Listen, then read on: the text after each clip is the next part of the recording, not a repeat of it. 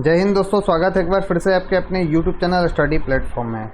दोस्तों आज की इस वीडियो में हम लोग बिहार दरोगा के लिए प्लेटफॉर्म की जो टेस्ट सीरीज चलाई गई है दोस्तों, उसके सेट 3 को डिटेल में डिस्कस करने वाले हैं। इससे पहले मैंने दोस्तों सेट 1 और सेट 2 को ऑलरेडी डिस्कस कर दिया है, तो जिन लोगों ने उस वीडियो को जाकर नहीं देखा है तो कृपया करके उसे प्लेलिस्ट में जाकर देख ले। वीडियो स्टार्ट करने से पहले दोस्तों आपको इस बात का ध्यान रखना है कि अगर आप हमारे चैनल पर पहली बार आए तो चैनल को सब्सक्राइब कर ले, बेल आइकन को प्रेस कर ले ताकि नई वीडियो की नोटिफिकेशन आपको समय समय पर मिलती रहे। साथ ही साथ वीडियो पसंद आए तो प्लीज़ इस वीडियो को ज़्यादा से ज़्यादा लाइक करें और अपने दोस्तों के साथ इसे शेयर करें। तो चलिए दोस्तों आज के फर्स्ट क्वेश्चन के साथ इस डिस्कशन को स्टार्ट करते हैं। फर्स्ट हमारा क्वेश्चन है, माइंड मास्टर शीर्षक पुस्तक के लेखक कौन है? तो माइंड मास्टर शीर्षक पुस्तक के लेखक विश्वनाथ आनंद है। राजीव गांधी खेल रत्न अवार्ड इन्हें कब दिया गया था? 1991-92 में, याद रखना है। और यह राजीव गांधी खेल रत्न अवार्ड पाने वाले पहले व्यक्ति थे, यानी पहला राजीव गांधी खेल रत्न अवार्ड विश्वनाथ आनंद को ही दिया गया था। और राजीव गांधी खेल रत्न अवार्ड का नाम बदलकर क्या कर दिया गया है? तो मेजर ध्यानचंद अवार्ड। तो ये भी पॉइंट आपको याद रखना है। नेक्स्ट है, मोहनजोदड़ो से प्राप्त पशुपति मुहर में निम्न में से कौन सा पशु नहीं पाया गया है? तो इसमें हिरण पाया गया है, गेंडा पाया गया है, हाथी भी पाया गया है और एक पशु और भी है, बाघ भी इसमें पाया गया है, लेकिन इसमें शेर नहीं पाया गया। उस समय के जो महानिदेशक थे भारतीय पुरातत्व विभाग के, वो कौन थे? तो सर जॉन मार्शल थे।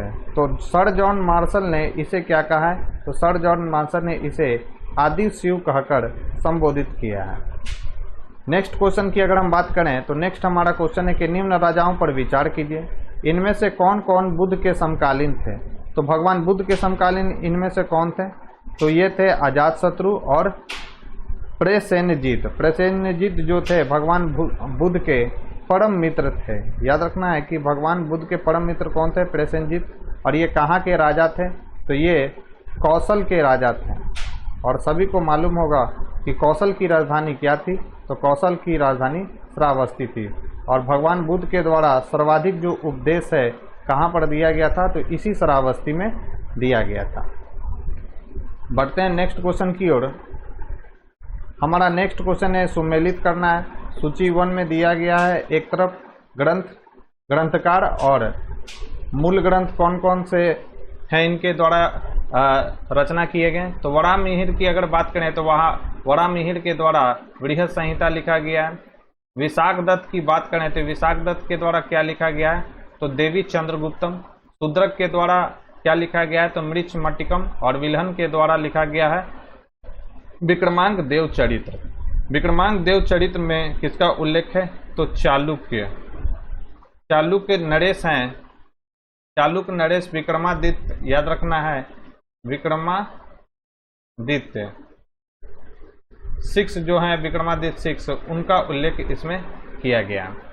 तो इस क्वेश्चन का राइट आंसर क्या हो जाएगा? ए का 3, बी का 4, सी का 2 और डी का 5, जो कि किस ऑप्शन में है? तो यह ऑप्शन बी में है। अगर हम बात करें प्रबंधन चिंतामणि की, तो प्रबंधन चिंतामणि इसके द्वारा इस पुस्तक की रचना किया गया है। तो याद रखेंगे मेरुतुंग के द्वारा प्रबंध चिंतामणि की रचना किया गया है। नेक्स्ट क्वेश्चन की अगर हम बात करें तो नेक्स्ट हमारा क्वेश्चन है, मुगल चित्रकला के विषय में कौन सा कथन सत्य है?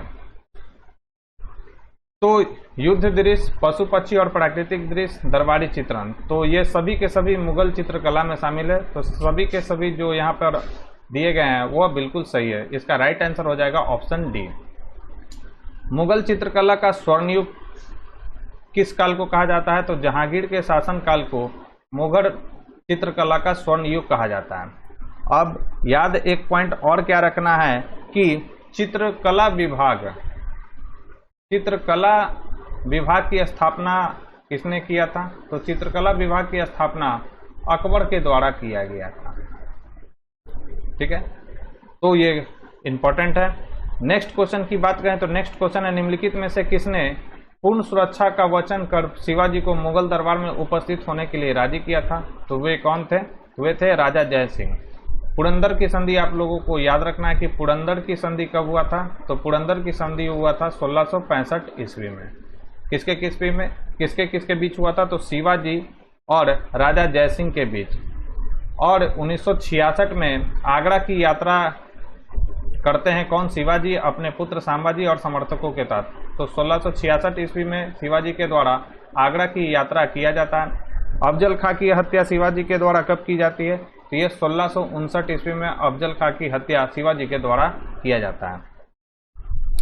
और जब ये आगरा पहुंचते हैं तो इन्हें और इनके पुत्र को क्या कर दिया जाता है? कैद कर लिया जाता है औरंगजेब के द्वारा। नेक्स्ट क्वेश्चन की अगर हम बात करें तो नेक्स्ट हमारा क्वेश्चन है, सूची 1 को सूची 2 से मिलाना है। एक तरफ है क्लाइव, तो क्लाइव ने क्या किया था? तो 1665 ईस्वी में बंगाल में द्वैत शासन, जिसे दोहरा शासन भी कहा जाता है, को लागू किया था। बेंटिंग के द्वारा क्या किया गया था? तो बेंटिंग के द्वारा अंग्रेजी शिक्षा को लाया गया था। चार्ल्स मैकॉफ को भारतीय प्रेस का मुक्तिदाता कहते हैं। और कर्जन ने 1905 में क्या किया था? बंगाल को विभाजित किया था। तो इस क्वेश्चन का राइट आंसर हो जाएगा ए का 3, बी का 4, सी का 1 और डी का क्या हो जाएगा 2। तो 3, 4, 1, 2 इस क्वेश्चन का राइट आंसर हो जाएगा, जो कि ऑप्शन ए में है। नेक्स्ट हमारा क्वेश्चन है, 1911 ईस्वी में जब राजधानी कलकत्ता से दिल्ली लाने की घोषणा की गई तो उस समय भारत का वायसराय कौन था? तो उस समय भारत के वायसराय कौन थे? तो लॉर्ड हार्डिंग द्वितीय थे, याद रखना है। दिल्ली, इसमें क्या किया गया था? 1911 ईस्वी में इसकी घोषणा की गई और दिल्ली भारत की राजधानी कब बनी थी? तो याद रखना है 1912 में। नेक्स्ट है, साइमन कमीशन के आने के विरुद्ध भारतीय जन आंदोलन क्यों हुआ था? क्योंकि इसमें किसी भी भारतीयों को शामिल नहीं किया गया था, इसलिए भारतीय जन आंदोलन हुआ था। राइट आंसर हो जाएगा ऑप्शन सी। साइमन कमीशन में कितने सदस्य थे? तो साइमन कमीशन में 7 सदस्य थे, याद रखना है। और साइमन कमीशन का गठन कब हुआ था? तो साइमन कमीशन का गठन हुआ था, यानी कब बना था ये? तो याद रखना है 8 नवंबर 1927 को। कब भारत आया था? तो यह 1928 में भारत आया था। नेक्स्ट क्वेश्चन की अगर हम बात करें तो नेक्स्ट हमारा क्वेश्चन है, महाराष्ट्र में गणपति पर्व का शुभारंभ किया था। तो महाराष्ट्र में गणपति पर्व का शुभारंभ 1893 ईस्वी में बाल गंगाधर तिलक के द्वारा किया गया था। और शिवाजी उत्सव की अगर बात करें तो शिवाजी भी उत्सव मनाया गया था, किनके द्वारा? बाल गंगाधर तिलक के द्वारा। ये भी डेट याद रखना है 1895 में। राइट आंसर हो जाएगा इसका बाल गंगाधर तिलक। नेक्स्ट है, भारतीय स्वतंत्रता संग्राम के दौरान रॉलेट एक्ट ने किस कारण से सार्वजनिक रोष उत्पन्न किया था? तो इसमें क्या किया गया था कि इसने लोगों को बिना मुकदमा चलाए जेल भेजने के लिए अधिकृत किया गया था, इसलिए भारतीय में क्या था? इसके प्रति रोष था। राइट आंसर हो जाएगा ऑप्शन सी। नेक्स्ट है, 1854 ईस्वी की उड विज्ञप्ति में अभिव्यक्त शिक्षा का लक्ष्य क्या था? तो इसमें शिक्षा का लक्ष्य था भारत में पाश्चात्य भाषा, शिक्षा, कला, विज्ञान और संस्कृति को बढ़ावा देना। 1954 में जो वुड डिस्पैच आया था उसे शिक्षा का क्या कहा जाता है? तो मैग्ना कार्टा इसे कहा जाता है। इसमें यह प्रोविजन क्या किया गया था? तो महिलाओं के लिए शिक्षा, किसके लिए? तो महिलाओं के लिए शिक्षा का भी प्रावधान पहली बार इसमें शामिल किया गया था। इसके साथ साथ अंग्रेजी पर जोर दिया गया, साथ ही साथ जो भी क्षेत्रीय भाषा थी उसको भी बढ़ावा देने का इसमें क्या किया गया था? कार्य किया गया था। नेक्स्ट क्वेश्चन है हमारा, सही युग्म चुनिए। एलोरा गुफा शकों ने इसे बनाया था, यह गलत है। महाबलीपुरम जो है राष्ट्रकूटों ने बनाया था, यह भी गलत है। मीनाक्षी मंदिर जो है पल्लव ने बनाया था, यह भी गलत है। खजुराहो मंदिर का निर्माण जो कि मध्य प्रदेश में है, यह चंदेल वंश के शासकों ने बनाया था, यह सही है। एलोरा की अगर बात करें तो एलोरा की गुफा किनके द्वारा बनाया गया था? तो यह राष्ट्रकूट के द्वारा बनाया गया था। महाबलीपुरम की बात करें तो यह किसके द्वारा, किस वंश के शासक के द्वारा बनाया गया था? तो पल्लव नरेश थे। उनका नाम याद रखना आपको क्या था? नरसिंह वर्मन प्रथम के द्वारा महाबलीपुरम के एकात्म रथ का निर्माण कराया गया था। मीनाक्षी मंदिर की बात करें तो ये पांडे वंश के शासकों के द्वारा इसे बनाया गया था। नेक्स्ट क्वेश्चन की बात करें तो नेक्स्ट हमारा क्वेश्चन है, निम्नलिखित में से कौन सा सही है? सूर्य से पृथ्वी की मध्य दूरी को क्या कहा जाता है? तो सूर्य से पृथ्वी की मध्य दूरी को क्या कहा जाता है? खगोलीय इकाई कहा जाता है। राइट आंसर हो जाएगा ऑप्शन सी। बात करें कि एक खगोलीय इकाई कितने के बराबर होता है, तो याद रखना है 1 एस्ट्रोनॉमिकल जो यूनिट होता है 1.496 इंटू 10 पे पावर 11 मीटर के बराबर होता है 1 खगोलीय यूनिट, यानी एक खगोलीय इकाई। प्रकाश वर्ष भी क्या है? तो प्रकाश वर्ष भी जो है दूरी का मापक है। और याद रखेंगे आप लोग कि दूरी की सबसे बड़ी इकाई कौन सी है? तो दूरी की सबसे बड़ी इकाई पारसेक है। नेक्स्ट है, पृथ्वी पर दोनों स्थानों की स्थिति के देशांतर का अंतर 15 डिग्री है। स्थानीय समय में कितना अंतर होगा? तो 1 डिग्री में कितना 4 डिग्री में कितना होता है, सॉरी 1 डिग्री में कितना मिनट होता है? तो ये 1 डिग्री में होता है हमारा 4 मिनट। तो यहाँ पर कितना है 15 डिग्री, तो अगर दोनों तरफ मल्टीप्लाई कर दें 15 से तो ये कितना हो जाएगा 60 मिनट। तो लगभग कितना हो जाएगा यह? तो यह हो जाएगा 1 घंटा का। नेक्स्ट है, समुद्र में घनत्व बढ़ता है तो ऐसे में क्या होता है? तो ऐसे में क्या होता है? लवणता और गहराई क्या होती है? दोनों बढ़ती है। राइट आंसर हो जाएगा ऑप्शन सी। और सर्वाधिक पूछे कि लवणीय झील कौन सा है? तो सर्वाधिक याद रखेंगे, सर्वाधिक लवणीय झील कौन सा है? तो सर्वाधिक लवणीय झील है वान झील। वान झील है, और ये वान झील कहाँ पर है? तो यह तुर्की में है। कितना परसेंट इसका लवणता है? तो 330% है। दूसरा स्थान किसका है? तो दूसरा स्थान है मृत सागर का, यानी डेड सी का। नेक्स्ट क्वेश्चन की बात करें अगर हम लोग, तो नेक्स्ट हमारा क्वेश्चन मैथ से रिलेटेड है।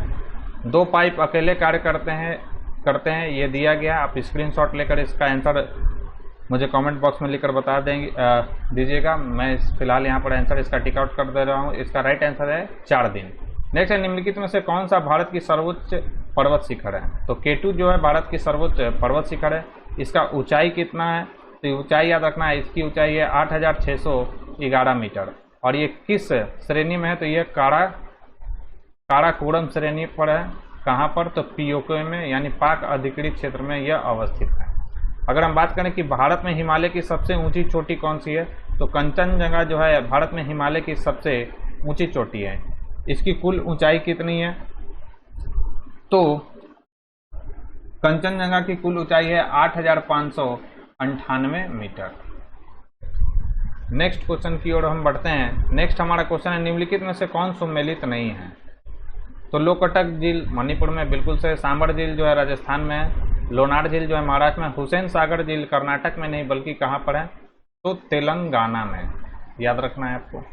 नेक्स्ट है, छत्तीसगढ़ में कोरबा का महत्व है। तो कोरबा किसके लिए फेमस है? तो एल्युमिनियम उद्योग के कारण जो है छत्तीसगढ़ का कोरबा फेमस है। और इसी कोरबा में बाल्को का कारखाना है, जो कि किसके सहयोग से लगाया गया था? तो रूस के सहयोग से यहाँ पर लगाया गया था।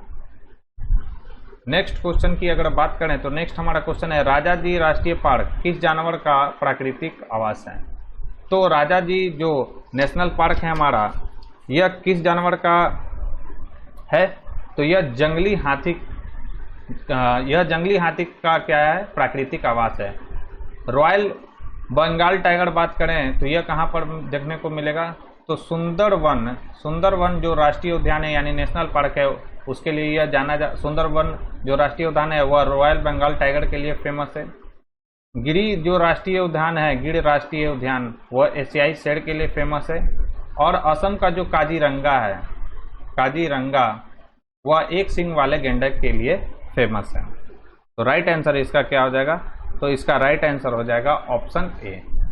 नेक्स्ट है, फ्लाई ऐश एक पर्यावरणीय प्रदूषक है जो उत्पन्न होती है। तो फ्लाई ऐश जो है तापीय शक्ति संयंत्रों यानी थर्मल पावर प्लांट द्वारा क्या होता है?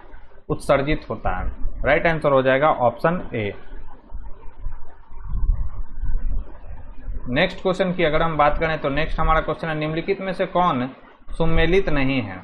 विश्व पर्यावरण सम्मेलन स्टॉकहोम में हुआ था 1972 में, सही है।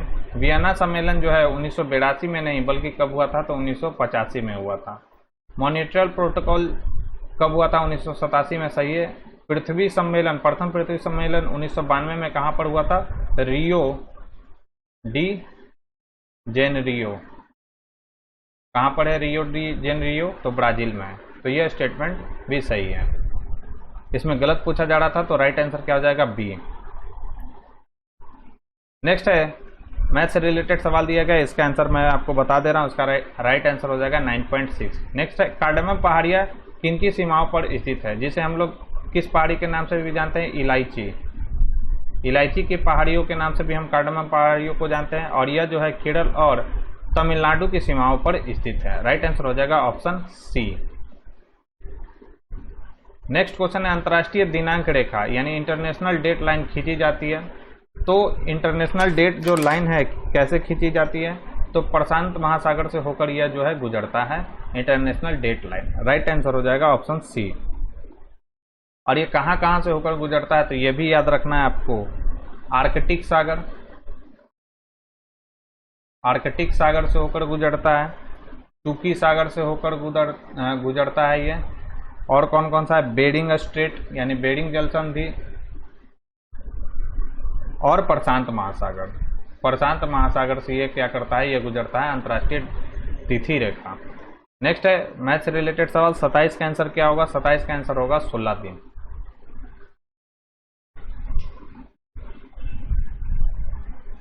नेक्स्ट है निम्नलिखित स्थलों स्मारकों पर विचार कीजिए। चंपानेर पावागढ़ पुरातात्विक उद्यान, बिल्कुल सही है। छत्रपति जो है शिवाजी रेलवे स्टेशन जो मुंबई में स्थित है, यह भी सही है। मामल्लपुरम तमिलनाडु में, बिल्कुल सही। सूर्य मंदिर कोणार्क में यानी उड़ीसा में स्थित है, यह भी सही है। तो यहाँ पे जितने भी स्टेटमेंट दिए गए हैं वह बिल्कुल सही है। राइट आंसर हो जाएगा ऑप्शन डी। नेक्स्ट है भारतीय संविधान में इनमें से किसका सर्वाधिक ऋणी है, तो आपको याद होगा कि भारतीय संविधान का आधा से अधिक जो अनुच्छेद है वो भारत शासन अधिनियम 1935 से लिया गया है। तो इस क्वेश्चन का राइट आंसर हो जाएगा ऑप्शन डी। समवर्ती सूची का प्रावधान हमने कहाँ से अडॉप्ट किया है यानी लिया है, तो ऑस्ट्रेलिया से। संघीय व्यवस्था कहाँ से प्रभावित है, तो यह जो है कनाडा के कॉन्स्टिट्यूशन से प्रभावित है। और फंडामेंटल राइट्स हमने कहाँ से अडॉप्ट किया है, तो संयुक्त राज्य अमेरिका के संविधान से। नेक्स्ट है भारत के संदर्भ में निम्नलिखित कथनों पर विचार कीजिए। तो पहला कथन है कि मुख्य चुनाव आयुक्त और अन्य चुनाव आयुक्तों को समान अधिकार प्राप्त हैं, परंतु मिलने वाले वेतन में असमानता। तो यह स्टेटमेंट गलत है। मिलने वाला जो वेतन है वो दोनों का क्या है दोस्तों, याद रखेंगे, यह समान है। नेक्स्ट है मुख्य चुनाव आयुक्त वही वेतन पाने का हकदार है जितना उच्चतम न्यायालय के न्यायाधीश को दिया जाता है। तो यह स्टेटमेंट सही है कि मुख्य चुनाव आयुक्त को वही वेतन पाने का अधिकार होता है जितना उच्चतम न्यायालय के न्यायाधीश को दिया जाता है। नेक्स्ट, मुख्य चुनाव आयुक्त को उच्चतम न्यायालय के किसी न्यायाधीश को हटाने के तरीके और कारणों के अतिरिक्त किसी कारण से उनके पद से नहीं हटाया जा सकता, तो यह भी स्टेटमेंट सही है। फिर चुनाव आयुक्त का कार्यकाल उसके पदभार संभालने की तारीख से 5 वर्ष अथवा उनके 62 वर्ष की आयु प्राप्त कर लेने के दिन तक जो भी पहले हो जाता है। तो 62 वर्ष नहीं है, यह कितना है, यह 65 वर्ष है। तो इसमें स्टेटमेंट 2 और 3 केवल सही है, तो राइट आंसर हो जाएगा ऑप्शन बी। नेक्स्ट है एक ऐसी याचिका जो न्यायालय द्वारा जारी की जाती है तथा जिसमें कार्यपालिका से कहा जाता है कि वह कार्य करे जो उसे प्रदत्त शक्तियों के अंतर्गत करना चाहिए, उस रीट को क्या कहा जाता है, तो उस रीट को कहा जाता है मैंडेमस, जिसे हिंदी में क्या कहते हैं, परमादेश। ठीक है। और भारतीय संविधान में कितने प्रकार का रीट है, तो 5 प्रकार का रीट है, याद रखना है आपको। अब इस रीट को सुप्रीम कोर्ट किस आर्टिकल के तहत जारी करता है, तो आर्टिकल 32 के तहत कौन जारी करता है, तो सुप्रीम कोर्ट यानी उच्चतम न्यायालय। और आर्टिकल याद रखना है 226 के तहत इस रीट को कौन जारी करता है, तो हाई कोर्ट। नेक्स्ट है हमारा क्वेश्चन, पंचायती राज व्यवस्था में शासन प्रणाली की संरचना क्या है। तो पंचायती राज व्यवस्था में क्या होता है शासन प्रणाली, तो ग्राम स्तर पर होता है, प्रखंड यानी ब्लॉक स्तर पर होता है, और जिला स्तर पर होता है। स्थानीय स्वशासन की त्रिस्तरीय संरचना होती है। तो ग्राम स्तर पर क्या होता है, तो ग्राम पंचायत, याद रखना है। ग्राम स्तर पर क्या होता है, ग्राम पंचायत होता है। ब्लॉक स्तर पर क्या होता है, तो इसमें होता है पंचायत समिति, क्या होता है, पंचायत समिति। और जिला स्तर पर क्या होता है, जिला परिषद, जिला परिषद। अगर हम बात करें बिहार पंचायती राज अधिनियम, तो यह कब आया था, तो बिहार पंचायती राज अधिनियम, बिहार पंचायती राज्य अधिनियम कब आया था? तो यह आया था 2006 में। तो ये भी इंपॉर्टेंट फैक्ट्स है जिसे आपको ध्यान में रखना है। त्रिस्तरीय संरचना का सिद्धांत किसके द्वारा दिया गया था? तो याद रखना है 1957 में बलवंत राय मेहता की सिफारिशों के बाद बलवंत राय मेहता ने सिफारिश की थी त्रिस्तरीय संरचना की। नेक्स्ट क्वेश्चन की अगर हम बात करें तो नेक्स्ट क्वेश्चन है, भारत का संविधान स्पष्ट प्रेस की आज़ादी की व्यवस्था नहीं करता है, किंतु यह आज़ादी अंतर्निहित है किस अनुच्छेद में? तो यह है अनुच्छेद 19 सब क्लॉज ए है और अ में है, यानी ए में। नेक्स्ट है, राजकोषीय घाटे का अर्थ क्या है? तो राजकोषीय घाटा का अर्थ क्या होता है? तो सरकारी व्यय माइनस रिजर्व बैंक के अतिरिक्त अन्य स्रोतों से उधारियां, यह राजकोषीय घाटा होता है। और सरकारी राजस्व व्यय माइनस राजस्व प्राप्तियां, ये होता है राजस्व घाटा। क्या होता है ये? राजस्व घाटा। तो ये इंपॉर्टेंट है, याद रखना है आपको। नेक्स्ट है, मानव संसाधन विकास मंत्रालय का नाम बदलकर क्या रखा गया? तो मानव संसाधन विकास मंत्रालय का नाम बदलकर शिक्षा मंत्रालय रख दिया गया है। और याद रखना है इसे कब किया गया है शिक्षा मंत्रालय नाम? तो 2020 में। नेक्स्ट है, निम्नलिखित में से कौन सा अंतर्राष्ट्रीय संस्थान विभिन्न देशों को अल्पकालिक ऋण प्रदान करता है? तो IMF जो है, यानी अंतर्राष्ट्रीय मुद्रा कोष, इसके द्वारा विभिन्न देशों को अल्पकालीन ऋण प्रदान किया जाता है। बात करें IMF की, तो IMF का जो मुख्यालय है वो कहाँ पर है? तो यह है वाशिंगटन DC में है IMF का मुख्यालय। तो ये भी पॉइंट आपको ध्यान में रखना है। और अगर बात करें कि इसकी स्थापना कब हुआ था, तो इसकी स्थापना हुआ था 1945 में और मुख्यालय कहाँ पर है इसका? वाशिंगटन DC में। वहीं बात करें पुनर्निर्माण एवं विकास के लिए अंतर्राष्ट्रीय बैंक, जिसे हम लोग विश्व बैंक के भी नाम से जानते हैं, तो विश्व बैंक क्या करता है? तो यह दीर्घकालीन ऋण देता है। दीर्घकालीन ऋण इसके द्वारा प्रोवाइड किया जाता है। नेक्स्ट हमारा क्वेश्चन है, निम्नलिखित में से कौन सा युग्म सही सुमेलित नहीं है? तो अंतर्राष्ट्रीय श्रम संगठन जो है जेनेवा में, बिल्कुल सही है। अंतर्राष्ट्रीय समुद्री संगठन लंदन में, सही है। अंतर्राष्ट्रीय मुद्रा कोष वाशिंगटन DC में। अंतर्राष्ट्रीय परमाणु ऊर्जा अभिकरण जो है न्यूयॉर्क में नहीं बल्कि कहाँ पर है? तो यह है वियना में।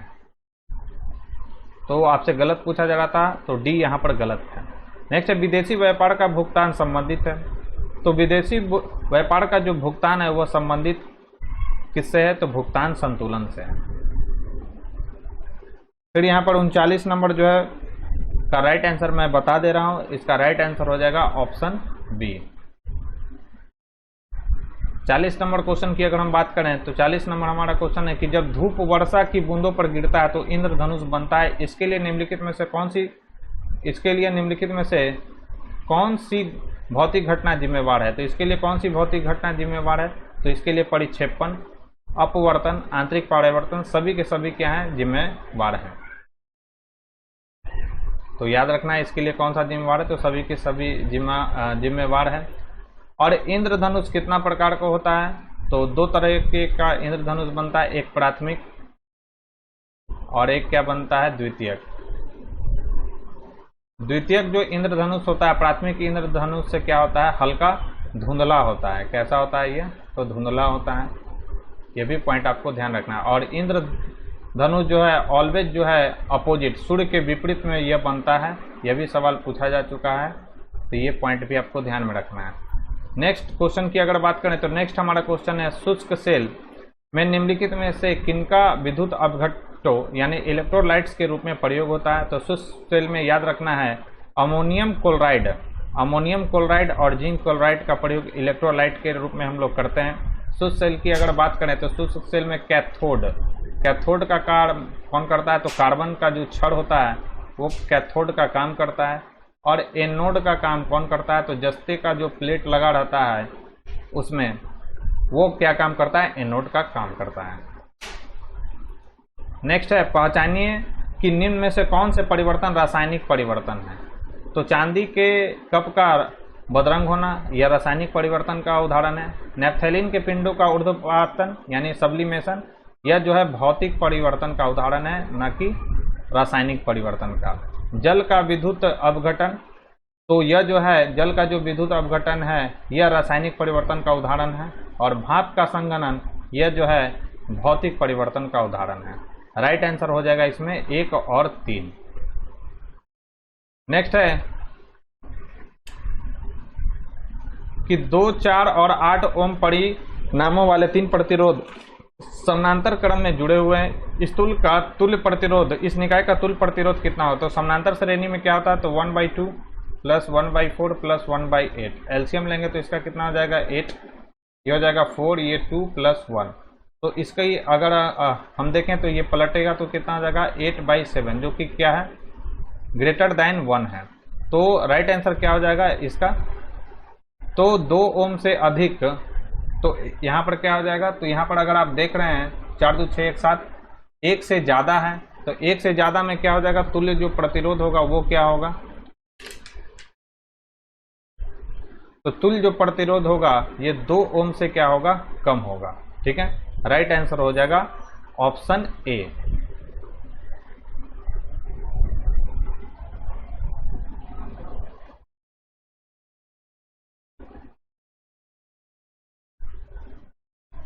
नेक्स्ट है पाइप ए एक टंकी को इतना में भरता है। इसका राइट आंसर मैं बता दे रहा हूं आपको। इसका राइट आंसर जो होगा कितना होगा? इसका राइट आंसर हो जाएगा 2 घंटा 30 मिनट। तो यहाँ पर ओम से रिलेटेड याद रखना है कि अगर सीरीज में हो, एक फैक्टर और याद रखना है, सीरीज में हो तो क्या करेंगे? सिंपल इसे जोड़ देंगे। लेकिन अगर पैरेलल में हो तो क्या कर देंगे? पलट देंगे, पलट कर इसको जोड़ देंगे तो हमारा आंसर आ जाएगा। तो इसका जो आंसर आ रहा था वो क्या आ रहा था? 1 पॉइंट समथिंग आ रहा था, 1.14 ओम आ रहा था। तो 1.14 क्या है? तो यह 2 ओम से कम है, इसलिए राइट आंसर क्या होगा? ए। निम्न कथनों पर विचार कीजिए।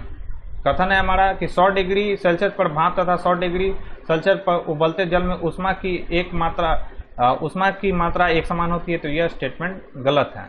बर्फ की संगलन गुप्त उष्मा तथा जल की वाष्पन गुप्त उष्मा बराबर होती है।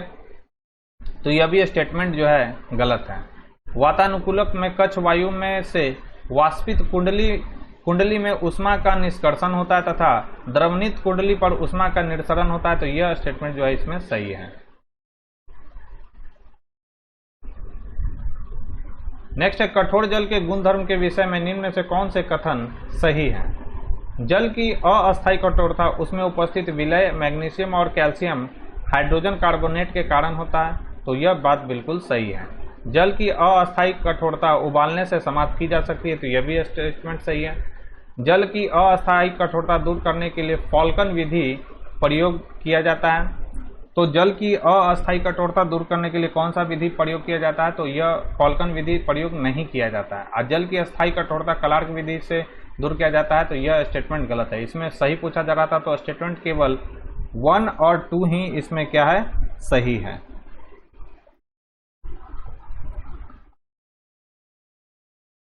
नेक्स्ट क्वेश्चन है हमारा कि जब मृदु स्टूल को उच्च ताप पर गर्म किया जाता है और अचानक पानी में ठंडा किया जाता है तो वह कठोर और भंगुर हो जाता है। यह प्रक्रिया क्या कहलाता है? तो यह प्रक्रिया कहलाता है क्या? तो टेम्परिंग कहलाता है। नेक्स्ट है हैलोजन में सबसे अभिक्रियाशील कौन होता है? तो ग्रुप 17 के एलिमेंट में सबसे अभिक्रियाशील कौन होता है? तो फ्लोरीन होता है। सबसे ज्यादा विद्युत ऋणात्मकता किसकी होती है पूरे पीरियोडिक टेबल में? तो यह होती है फ्लोरीन की। अगर बात करें कि सबसे ज्यादा विद्युत बंधुता किसकी होती है? तो विद्युत जो बंधुता होती है वो किसकी होती है? तो क्लोरीन की होती है। ब्रोमीन जो है अधातु है जो किस अवस्था में रहता है? तो लिक्विड फेज में यह रहता है, यानी द्रव्य अवस्था में यह रहने वाला अधातु है। तो ये तीनों के तीनों महत्वपूर्ण फैक्ट्स हैं जिसे आपको ध्यान में रखना है। नेक्स्ट क्वेश्चन की अगर हम बात करें तो नेक्स्ट हमारा क्वेश्चन है कि विभिन्न घनत्व के 3 द्रव P, Q, R में कोई वस्तु एक एक करके डाली जाती है। निम्न कथनों को ध्यान में रखते हुए इन द्रवों को उनके घनत्व के आरोही क्रम में व्यवस्थित कीजिए। द्रव P जो है वस्तु पूर्णतः डूब जाती है। द्रव Q में वस्तु तैरती है और उसके आयतन का 1/4 भाग द्रव की सतह के नीचे होता है। द्रव R में वस्तु तैरती है और उसके आयतन का 1/2 भाग द्रव की सतह के नीचे होता है। तो आपसे पूछा जा रहा है आयतन। तो द्रव P में जो होगा सबसे क्या होगा? कम आयतन होगा। तो कोई वस्तु अगर उसमें डुबाया जा रहा है तो वो पूर्णतः डूब जा रहा है, इसका अर्थ हो गया कि इस वस्तु का जो घनत्व है इस द्रव के घनत्व से क्या है, ज़्यादा है। तो सबसे कम क्या हो जाएगा, तो सबसे कम होगा P का, और उसके बाद क्या हो जाएगा R का, और सबसे ज़्यादा क्या हो जाएगा, तो सबसे ज़्यादा जो होगा वह Q का घनत्व होगा। राइट आंसर हो जाएगा ऑप्शन डी। सामान्य नाम न्यूक्लियन किसके लिए, तो प्रोटॉन और न्यूट्रॉन को क्या कहा जाता है, न्यूक्लियन कहा जाता है। प्रोटॉन जो है अस्थायी कण है, याद रखना है, और न्यूट्रॉन क्या है, तो अस्थायी कण है। और इन दोनों का द्रव्यमान कितना होता है, तो बराबर होता है। नेक्स्ट है, जीवाश्म की आयु कार्बन के 2 समस्थानिकों के अनुपात का निर्धारण कर मालूम की जाती है, वे समस्थानिक कौन कौन से हैं, तो कार्बन 12 और कार्बन 14। राइट आंसर हो जाएगा ऑप्शन सी। यदि दूध को काफी समय तक बिना ढके रखा जाए तो दूध खट्टा हो जाता है, यह निम्नलिखित में से किसके कारण होता है, तो लैक्टिक अम्ल के कारण दूध जो होता है वह खट्टा हो जाता है। अगर हमारे शरीर की मांसपेशियों की बात करें तो हमारे शरीर की मांसपेशियों जब हम ज़्यादा वर्क करते हैं तो किस अम्ल का जमाव हो जाता है और हमारी मांसपेशियां दर्द करने लगती है, तो यह है लैक्टिक अम्ल।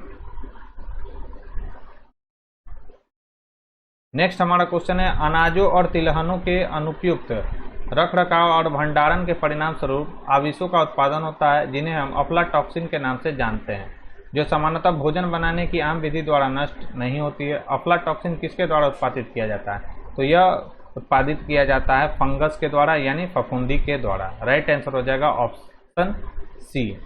जीवाणु का नामकरण मैंने आपको बताया था, किसने किया था, तो एहरनबर्ग ने, एहरनबर्ग के द्वारा जीवाणुओं का नामकरण किया गया था।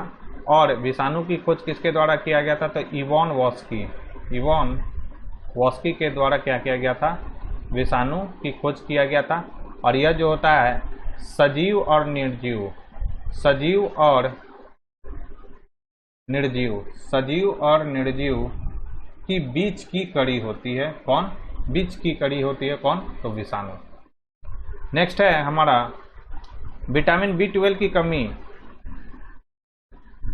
प्राणाशी और रक्तता का कारक है। जंतु विटामिन B12 का संश्लेषण नहीं कर सकते, मानव को अपना सारा विटामिन B12 अपने आहार से ही प्राप्त होता है। विटामिन B12 में कौन सा संकुलन धातु आयन पाया जाता है, तो इसमें पाया जाता है कोबाल्ट+3, यानी कोबाल्ट आयन पाया जाता है। विटामिन B1 को क्या कहा जाता है, तो यह कहा जाता है थायमिन। विटामिन B2 को क्या कहा जाता है, तो विटामिन B2 को याद रखना है, विटामिन B2 का नाम क्या है, तो विटामिन B2 को बोलते हैं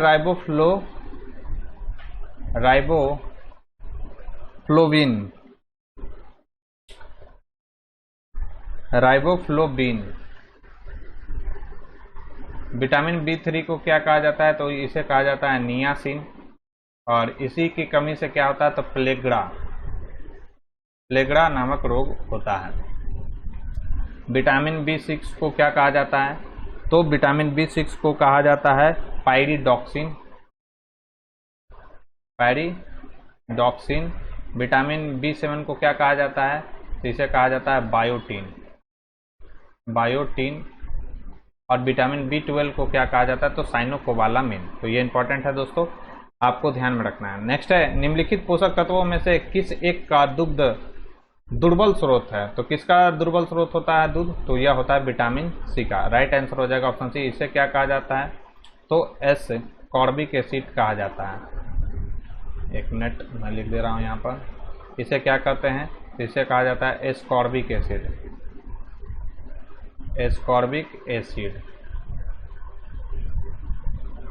नेक्स्ट है, पौधे में होने वाली क्रियाओं में से जो इनका तापमान कम कर सकती है वह होती है, तो वह कहलाता है वाष्प उत्सर्जन। राइट आंसर हो जाएगा ऑप्शन बी। दोस्तों अगर ये वीडियो आपको पसंद आ रही हो, वीडियो का कंटेंट अगर आपको पसंद आ रहा हो, तो प्लीज़ इस वीडियो को ज़्यादा से ज़्यादा लाइक करें और अपने दोस्तों के साथ इसे शेयर करें।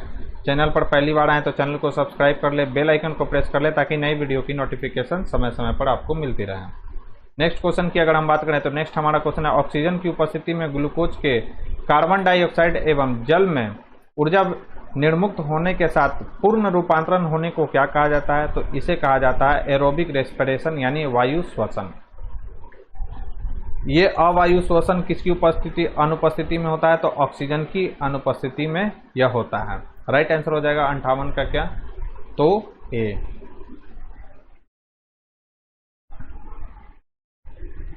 नेक्स्ट है सुमेलित करना है अस्त्र, तो इसका राइट आंसर क्या होगा? अस्त्र जो है कितना से कितना तक होता है इसका रेंज? तो 10 से 25। धनुष की अगर बात करें तो धनुष कितना होता है? तो 150 किलोमीटर इसका रेंज होता है। त्रिशूल का होता है 9 किलोमीटर रेंज। आकाश का होता है कितना? तो 25 किलोमीटर तक इसका रेंज होता है। राइट आंसर क्या हो जाएगा? तो इसका राइट आंसर हो जाएगा ऑप्शन सी, यानी 4213। अगर हम बात करें IGMDP यानी integrated guided missile development programme, तो इसके तहत क्या क्या बना है? तो इसके तहत बना है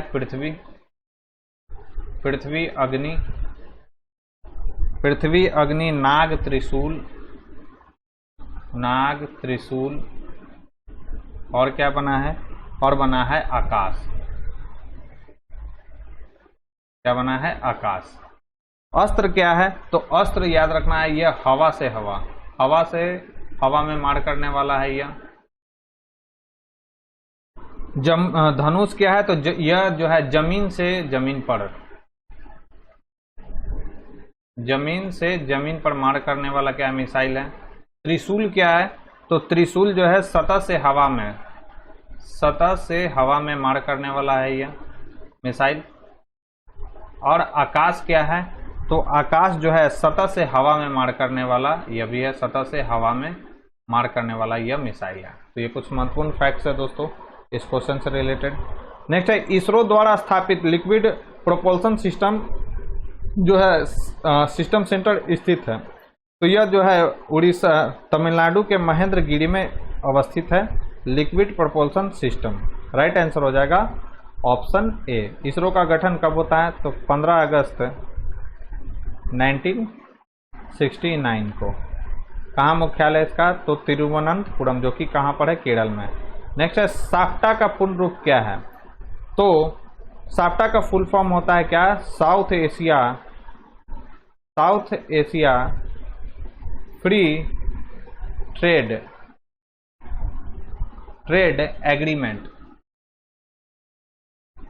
south Asia free trade agreement. तो इसका राइट आंसर क्या हो जाएगा? Option D. South Asia purification trade agency जो होता है यह किसका फुल फॉर्म होता है? तो यह साफ्टा का फुल फॉर्म होता है, याद रखना है आपको। नेक्स्ट है मैपिल लीफ का देश के नाम से कौन जाना जाता है? तो मैपिल लीफ किसे कहा जाता है? तो यह कहा जाता है किसको? कनाडा को। हर्मिट किंगडम किसको कहा जाता है? तो हर्मिट किंगडम आप मुझे कमेंट बॉक्स में लिखकर बताएंगे कि हर्मिट किंगडम के नाम से जाने वाला देश कौन सा है। नेक्स्ट क्वेश्चन की अगर हम बात करें तो नेक्स्ट हमारा क्वेश्चन है गुरुदेव रविन्द्रनाथ टैगोर की रचना को भारत के अलावा किस देश का राष्ट्रगान स्वीकार किया गया था? तो बांग्लादेश का। क्या थी इनकी रचना? तो अमार सोनार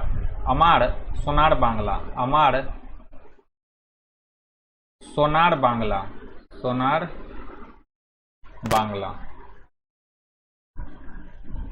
और जब बांग्लादेश 1971 में आजाद हुआ तो यही अमार सोनार जो बांग्ला है वो बांग्लादेश का राष्ट्रीय गीत बना। नेक्स्ट है निम्नलिखित में से कौन सा एक युग्म सुमेलित नहीं है? मैकमोहन रेखा भारत और चीन के बीच में सही है। रेड क्लिफ रेखा भारत और पाकिस्तान के बीच में, यह भी सही है। डुरंड रेखा भारत और अफगानिस्तान के बीच में, यह भी सही है। 8 डिग्री चैनल जो है अंडमान और मालदीव के बीच नहीं बल्कि अंडमान और किसके बीच है? अंडमान और मिनी कॉय। किसके बीच? तो मिनी कॉय के बीच में है 8 डिग्री चैनल। राइट आंसर हो जाएगा ऑप्शन डी।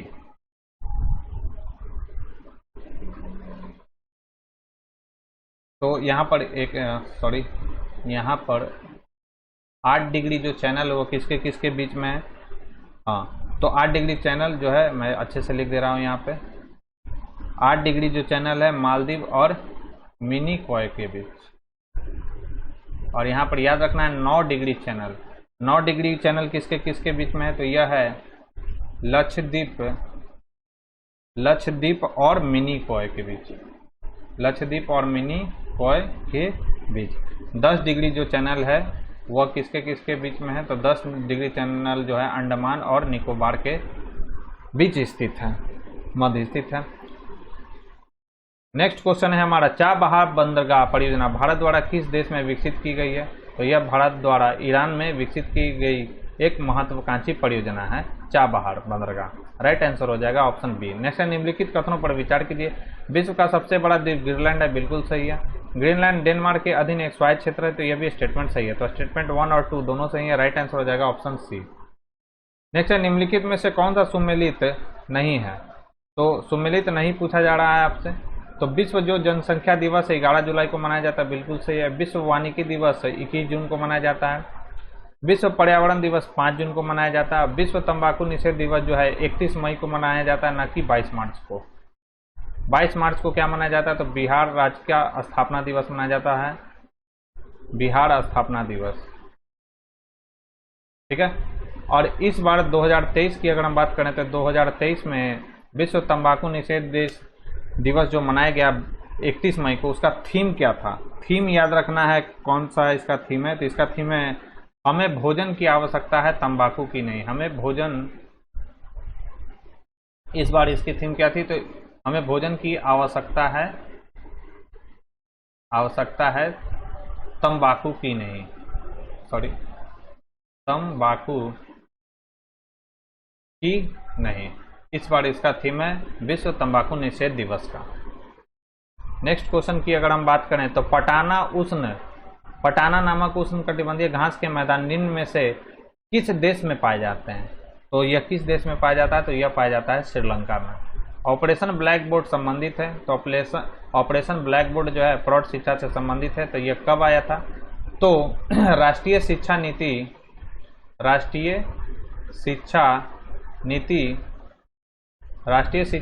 1986 के तत्वाधान में क्या किया गया था? तो ऑपरेशन ब्लैक बोर्ड चलाया गया था, जो किससे संबंधित था? तो प्रौढ़ शिक्षा से संबंधित था। तो ये फैक्ट्स भी याद रखेंगे। नेक्स्ट है, भारतीय उपमहाद्वीप में बोली जाने वाली भाषाओं में बोलने वालों की सर्वाधिक संख्या के आधार पर हिंदी के बाद किसका नंबर आता है? तो यह नंबर आता है बांग्ला का। राइट आंसर हो जाएगा ऑप्शन बी। निम्नलिखित धार्मिक समुदाय में से कौन सा समुदाय जो है कैवल का तो सबसे पहले अर्थ जान लेते हैं क्या होता है? संपूर्ण ज्ञान होता है। और यह किस धर्म से संबंधित है? तो यह जैन धर्म से संबंधित है। राइट आंसर हो जाएगा ऑप्शन बी। नेक्स्ट है, निम्नलिखित में से किस राज्य या संघ राज्य क्षेत्र में जाड़वा जनजाति पाया जाता है? तो जाड़वा जो जनजाति अंडमान तथा निकोबार द्वीप समूह में पाया जाता है। राइट आंसर हो जाएगा ऑप्शन सी। बिहार पंचायती राज अधिनियम कब आया था? सबसे पहले मैं आपको बता चुका हूं कब आया था, यह 2006 में। तो बिहार पंचायती राज अधिनियम के अनुसार ग्राम पंचायतों को कोई सदस्य हस्तलिखित आवेदन मुखिया को समर्पित कर त्यागपत्र दे सकता है। आवेदन समर्पित करने के कितने दिनों बाद त्यागपत्र प्रभावी माना जाएगा? तो 7 दिनों बाद क्या हो जाएगा? वह प्रभावी माना जाएगा। इंपॉर्टेंट सवाल है दोस्तों, करके इस सब क्वेश्चन को जाना है बिहार से रिलेटेड। नेक्स्ट है, भारत के किस राज्य में स्थित देहिंग पटकाई वन्य जीव अभ्यारण्य को राष्ट्रीय उद्यान में अपग्रेड किया जा रहा है? तो देहिंग पटकाई वन्य जीव अभ्यारण्य है दोस्तों, यह असम राज्य में स्थित है। राइट आंसर हो जाएगा ऑप्शन डी।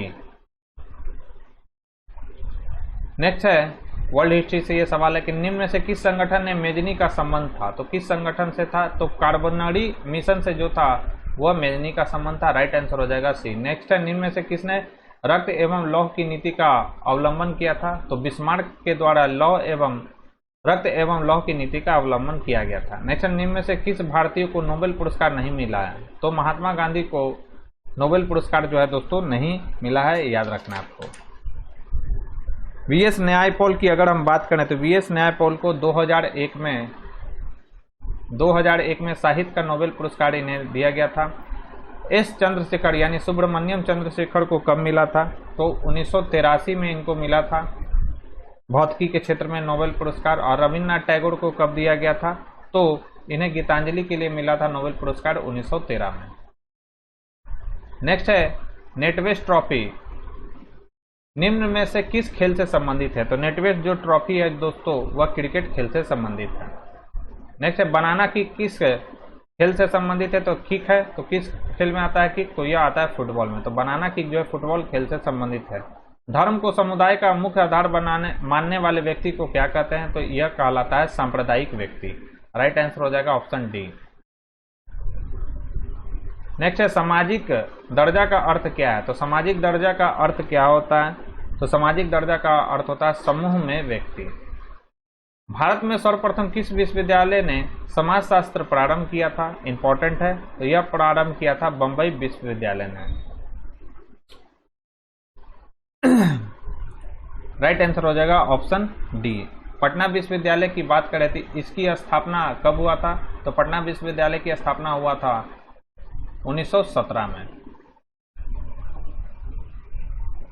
नेक्स्ट है मार्च 2023 में किस संस्था ने global green house gas monitoring infrastructure पेश किया है, तो किस संस्था के द्वारा, तो WMO के द्वारा यह जो है global green house gas monitoring infrastructure पेश किया गया है। नेक्स्ट है अंतर्राष्ट्रीय बौद्धिक संपदा सूचकांक 2023 में भारत की रैंकिंग क्या है, पूछा जा रहा है आपसे। तो इसमें भारत की जो रैंकिंग है वह 42वीं है, यानी 42वां भारत इस बार रैंक आया है भारत का, किसमें, अंतर्राष्ट्रीय बौद्धिक संपदा सूचकांक में। नेक्स्ट है फरवरी 2023 में किस राज्य में स्थित धरोई आर्द्र भूमि में एक पक्षी सर्वेक्षण किया गया है, तो यह कहाँ पर है, तो यह है गुजरात राज्य में। कौन सा राज्य वैश्विक उत्तरदायी पर्यटन शिखर सम्मेलन 2023 का मेजबान है, तो वैश्विक उत्तरदायी पर्यटन शिखर सम्मेलन 2023 का मेजबानी कौन सा शहर कर रहा है, कौन सा राज्य कर रहा है, तो यह कर रहा है केरल राज्य। नेक्स्ट है कवच 2023 किस केंद्रीय मंत्रालय द्वारा आयोजित एक राष्ट्रीय स्तर का हैकाथॉन है, तो यह है शिक्षा मंत्रालय का। जुलाई 2023 में बाल संरक्षण सुरक्षा तथा बाल कल्याण पर संगोष्ठी वत्सल भारत कहाँ आयोजित हुआ है, तो यह आयोजित हुआ है ए और बी दोनों में, तो यह आयोजित कहां पर हुआ है, तो यह आयोजित हुआ है नई दिल्ली में। 88 का राइट आंसर हो जाएगा ऑप्शन डी। नेक्स्ट है जून 2023 में भारत और फ्रांसीसी नौसेना के बीच समुद्री साझेदारी अभ्यास कहां आयोजित हुआ है, तो यह हुआ है बंगाल की खाड़ी में। नेक्स्ट है केंद्रीय मत्स्य पशुपालन और डेयरी मंत्री पुरुषोत्तम रूपाला ने किस तिथि को नंदी पोर्टल का शुभारंभ किया है, तो याद रखना है 26 जून 2023 को केंद्रीय डेयरी मंत्री पुरुषोत्तम रूपाला के द्वारा नंदी पोर्टल को लॉन्च किया गया है। नेक्स्ट है समलैंगिक विवाह की अनुमति देने वाला पहला मध्य यूरोपीय देश कौन बना है, तो यह बना है एस्टोनिया। इंपॉर्टेंट सवाल है दोस्तों, ध्यान में रखेंगे इसको। नेक्स्ट है क्या है क्वेश्चन, नेक्स्ट हमारा 200 अंतर्राष्ट्रीय मैच खेलने वाले पहले पुरुष फुटबॉलर बनने की उपलब्धि हासिल करने वाले खिलाड़ी कौन है, तो ये कौन है, तो ये है क्रिस्टियानो रोनाल्डो। राइट आंसर हो जाएगा ऑप्शन डी।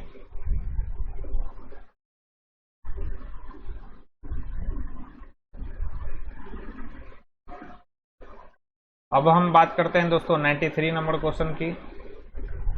तो 93 नंबर क्वेश्चन है दोस्तों, सीनियर नेशनल रग्बी 75 चैंपियनशिप यानी पुरुष महिला 2023 में पुरुष वर्ग का खिताब किसने जीता है, तो इसमें पुरुष वर्ग का खिताब जीता है हरियाणा ने। किसके द्वारा ज्वेल लद्दाख यानी हेलो लद्दाख का आयोजन किया गया है, तो यह आयोजन किसके द्वारा किया गया है, तो भारतीय नौसेना के द्वारा। सौर ऊर्जा और अल्ट्रा मेगा और सौर ऊर्जा और अल्ट्रा मेगा सौर ऊर्जा परियोजना की समयावधि को कब तक के लिए बढ़ा दिया गया है, तो यह बढ़ाया गया है 31 मार्च 2026 तक।